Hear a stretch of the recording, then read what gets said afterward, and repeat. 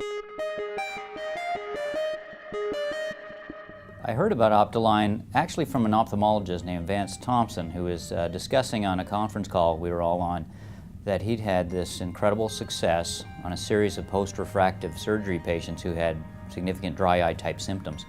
And the success wasn't related to dry eye treatment itself, it was actually related to eye alignment. And he introduced me to an individual named Dr. Jeff Kroll.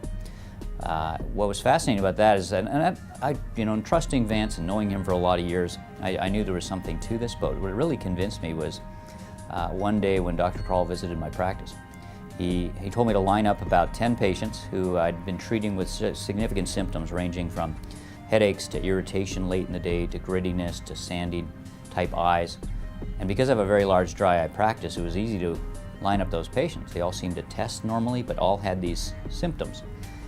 And he spent a day with me going through each patient and tested their alignment, incorporated the Optoline, was able to diagnose the proprioception and the alignment issues, and amazingly solved all of their problems. And these patients were ecstatic. Some were crying, some were, this big guy was hugging them. I mean, it was an incredible response. I was convinced after the second patient, but by the 7th or 8th, I was amazed. The whole aspect of symptomatology and referred pain comes from a number of factors. Number one is I think the eye just has a very limited vocabulary.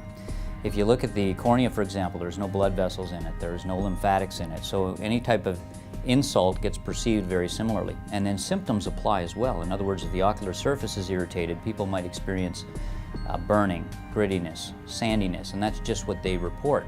At the same time, if they've spent an hour on the computer and they have eye alignment issues and they are not able to bring their image to where it needs to be and are having complete effects on that in terms of the ability to see it and the ability to focus properly and the ability to kind of comfortably work, in time their symptoms end up being quite similar because they end up being fatigue and irritation and they end up being sandy, gritty, burning eyes over time. So it's fascinating to me that perhaps because of a limited vocabulary of the ocular surface, you get all of these responses regardless of what the insult may be.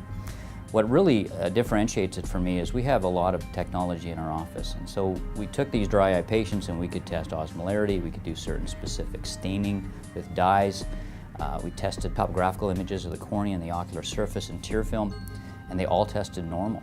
So we were baffled. They've got these symptoms that sound like dry eye, and yet everything we tried as far as testing and treatment didn't give the resolve we'd hoped for.